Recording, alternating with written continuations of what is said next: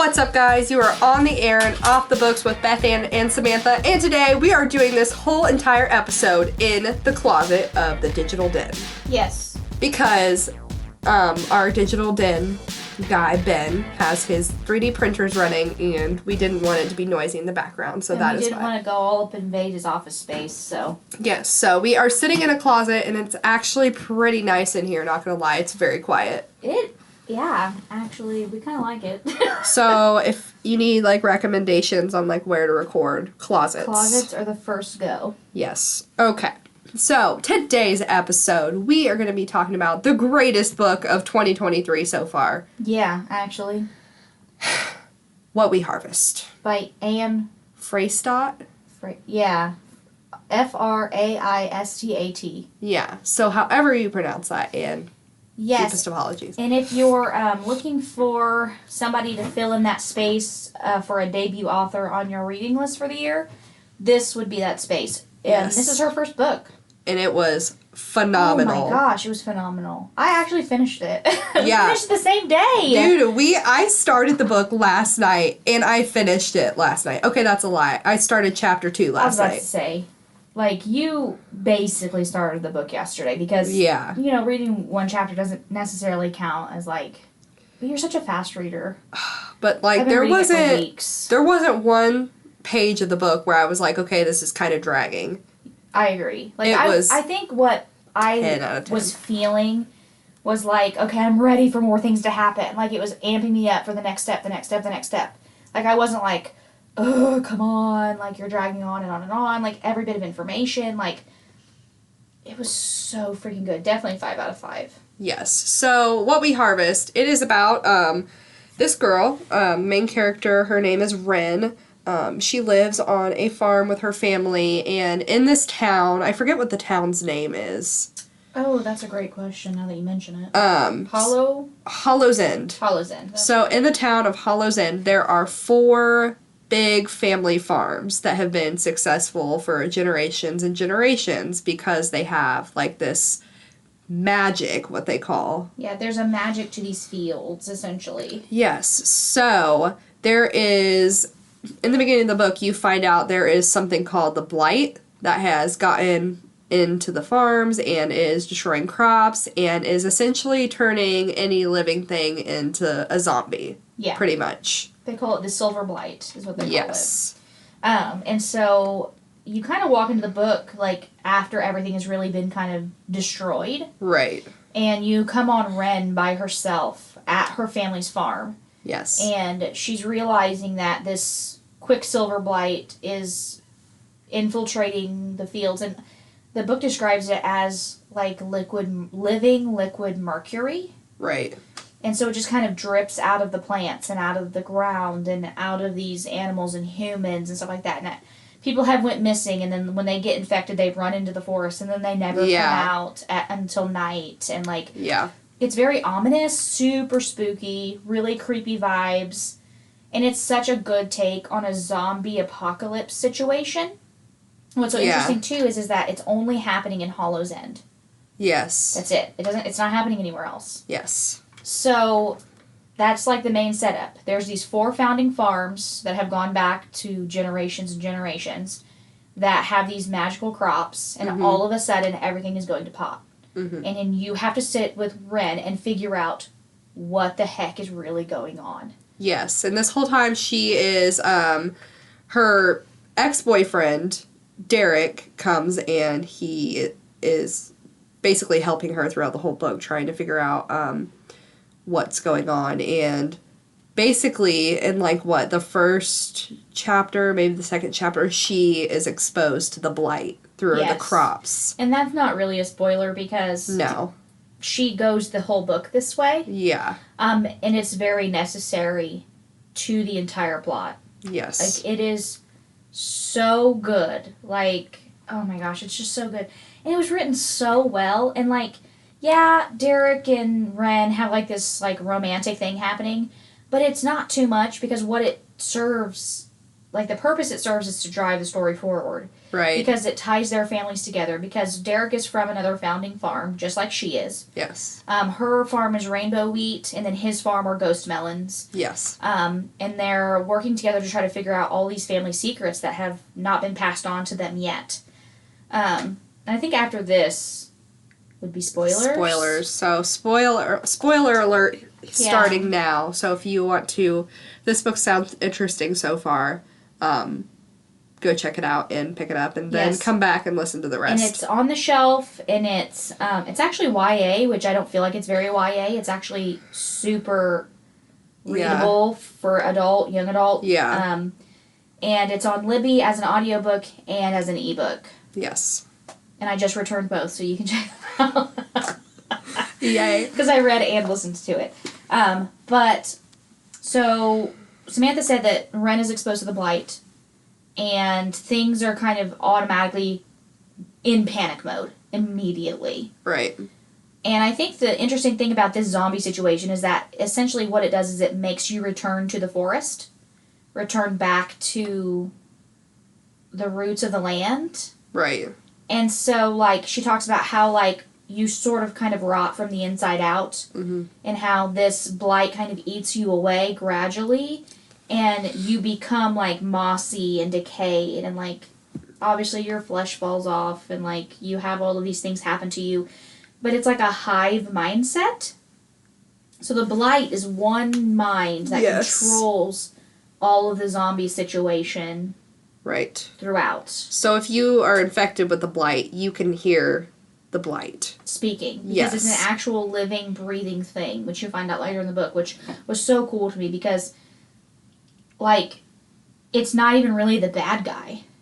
Yeah. Like, because you think that this thing is out to replicate, because you find out gradually that the blight, the more that it eats, the larger that it grows. And it's trying to consume all of these founding crops so that it can get back and destroy the greed of these founding families. Because they use these miracle crops to gain money. But what they did was they tortured this being to be able to have that done. And it's just out for revenge because of how horribly it was treated. And it's so sad because she doesn't realize it to the very, very end. And then, like, the transition into the ending was so, like, peaceful for it to be, like, I really thought she was going to die. Yeah, I did too. Dude, like, the whole book I was preparing, because you just see her progressively getting worse throughout the entire book. Her teeth kind of fall out, like, her nails are falling off. Like, so I was like, dang, like, she's going to die. Derek's going to be, like, distraught. Because he's going to have to live his life alone without her, and the sacrifice that she's going to have to make to be able to end everything, and I didn't know if everybody would come back either. I thought that maybe people would just be dead. Yeah, that's what I thought too, that everybody infected would just die. Yeah, and then also I liked that they still had residual scars from their time working with the blight, so you could still see that their bodies were mangled and that there's still evidence there. It didn't just kind of magically go away and, oh, look, I'm whole again. Like, no. Right. Like, this never fully healed. Like, it healed, but it never went away. Like, this is a reminder for all of our greed.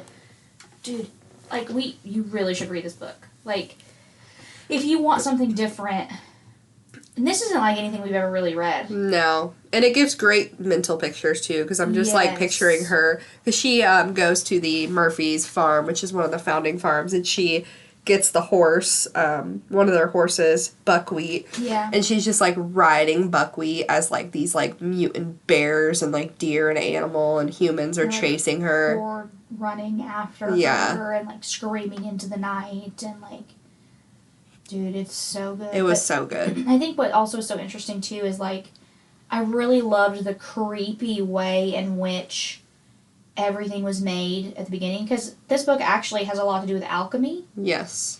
And it reminded me of Full Metal Alchemist in the way that he's trying to, like, bring his mother back to flesh and bone. Yeah. And then instead he creates this monster that he has to kill, and, like, sorry if I just spoiled all of Full Metal Alchemist for you. But, spoiler alert. But that's what it kind of reminds me of.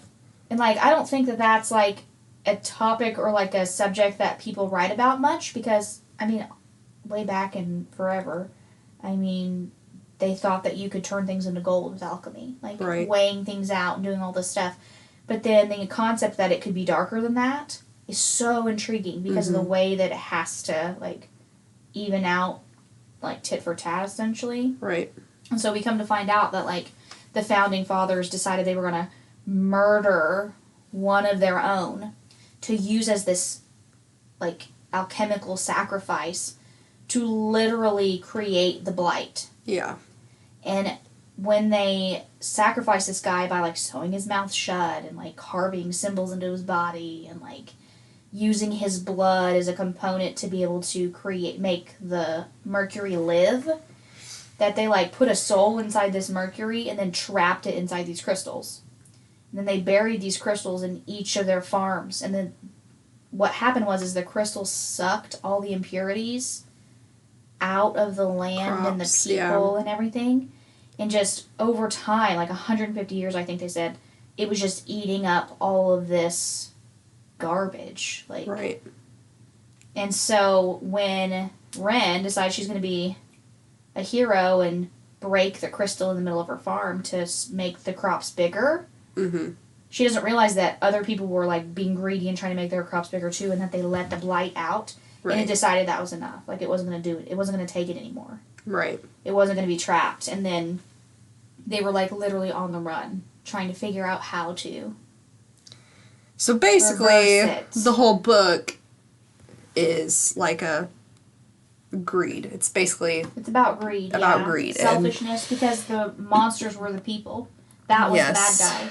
Human greed. Yep. The and I really ramifications of greed. Yeah, and I really liked how they, like, tied in, like, the government into it and how they were trying to, like, essentially, like, bottle this blight so and that use it to make money off of all of this. And how the blight was, like, in so much pain and suffering that it was like, I have to make this stop even if I have to hunt down every single one of these people outside of Hollow's End to make them realize that they can't do this to me anymore. Yeah. And she was explaining, like, it was just like when because she had to, like, trap it inside of herself.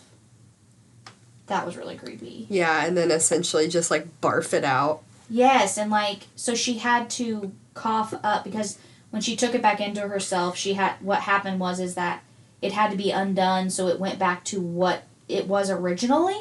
And so she started, like, coughing up all of the components that they put together to make the blight.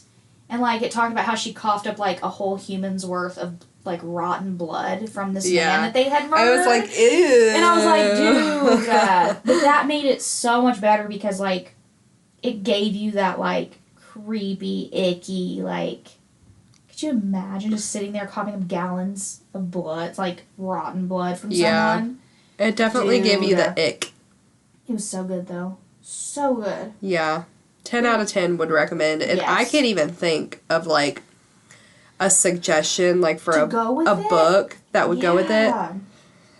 Like, I couldn't even, like, compare it even with, like, The Walking Dead. Because it's not... It's not the same thing. It's not really like that.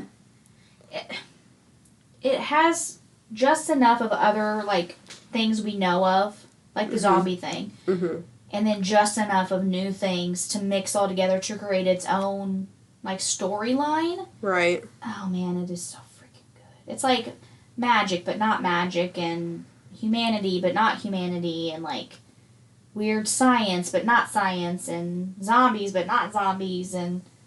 Dude, I don't know. The only thing I could think that would kind of give me the feel of that I've read previously is Feed. But Feed is so stereotypical zombie that it just is not going to give you quite the same experience and the fantasy of this. It's definitely like a horror fantasy thriller. Yeah. A zombie fantasy horror thriller. Yeah. But yeah, it was... And it doesn't feel young adult. I think the reason why it's categorized as young adult is because the main characters are young adults. Yeah. But it's definitely a read for anyone. Yes. Well, not children, but it's very gory. But it was really good. Like, so far, this would probably be the best book that I've read of 2023, even though it's only January. True. But I have read 5 books this year already. I've read 2, so you're ahead of me. But your books are like 1,500 pages long, so you That's technically have read 6 books. I did choose to read, like, a 1,300-page book, like, right off the bat, so... So that's what I'm I'll saying. catch up. Like, oh yeah, you're gonna zoom past me fast, but compared to everything else that I've, like she said, that I've read this year, it is definitely the top. Number one. Yeah. I'm not sure what's gonna take that spot. Yeah. And next week, what are we reading next week? That's a great question. Let me look. We are reading. Dun, dun, dun, Dun, dun. Oh, are we allowed to say that? Are we gonna get copyrighted or something? What's it Oh called? yeah. Jeopardy's gonna sue us. Are they? Yeah. Might. Why not? Don't sue us, Jeopardy. I like you too much. Don't sue us. But if anybody else knows any books that is similar to this that we would like to read, please suggest them to us because we will be writing them down. So we have the 100th episode next. Oh yes, our 100th episode of the BNS podcast. Whoop whoop. So we obviously don't know what we're doing for that. Yeah, we're not sure what we're doing for that yet, but we're doing something. And then after that, we're going to do the Colleen Hoover thing, which I don't know that I don't know. You guys really like Colleen Hoover? Well, you guys as in all those Colleen Hoover people out there. Yeah, all you Colleen Hoovers. Yeah. You Hoovervilles. Living in Hooverville over there. Yeah, I don't understand how she's on the New York Times bestselling list. Yeah. Every day, all day, all week long. I've only read one of her books, but I don't know. We're going to give her a try. It's called What's the Hype with Colleen Hoover. And then then after that is our Ellie Marnie interview. Yes. And dude! What day are we doing that interview? That's going to happen on the 22nd of February, but you guys aren't going to hear it until the 23rd of March. It's going to be so good. We're so excited. I'm so excited. If you have not read None Shall Sleep. Yeah, None Shall Sleep. Yes. You need to pick it up right now, no excuses, and get to reading. Get ready for our podcast because she's going to be on there. She's a huge author, yes. New York Times bestselling author. We're excited. We're probably going to be like barfing in our mouths, but that's okay. Yes, I'm going to be like peeing myself because it's going to be so awesome. So, okay, listen, you have to read the book so that you can listen to this episode because we are going to get an arc of Some Shall Break, and that's the sequel of None Shall Sleep. And we need to know what happens with what's his name? Yeah, Simon Gudmundsson. Gudmundsson or Gut. We can ask her how to pronounce that. Yeah, or I can just listen to the we audiobook, should. I guess. No, we should definitely ask her because maybe the I audio. have all the questions until I get in front of her and be like, I don't remember. Don't know. I don't know what's going on. But yes, you guys have to come listen to that one. That's gonna be our best podcast of 2023. Oh guaranteed. my gosh, it's gonna be the best. That's the one that we're most excited for, at least. So yes, and I'm most interested in the one that we just did a drawing for the department. They picked our books because they picked things that I would have never. Yeah, we had our department write down 2 book choices each, recommendations, and then we drew out of a hat.